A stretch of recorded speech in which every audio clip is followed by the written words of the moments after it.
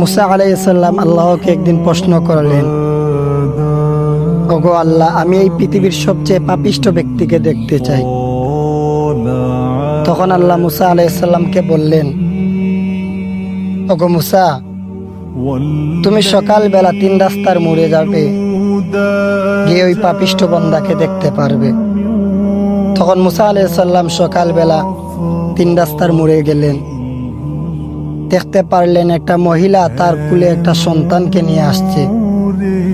তখন মুসা আলাইহিস সালাম আল্লাহকে বললেন, ওগো আল্লাহ, ওই ব্যক্তি কি সবচেয়ে পাপিষ্ঠ ব্যক্তি?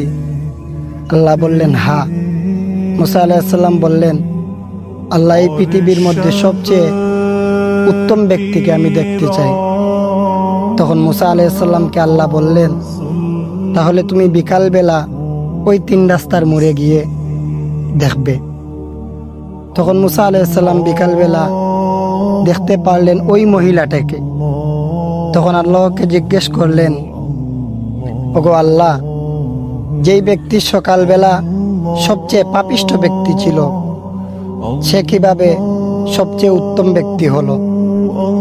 তখন আল্লাহ বললেন, ওগো মুসা, ওই শিশুটাকে নিয়ে যখন এই পাহাড়ে গেল, তখন শিশুটা বলল, ওগো মা, এই পাহাড় কি, এই পাহাড়ে যে আর বড় কিছু আছে?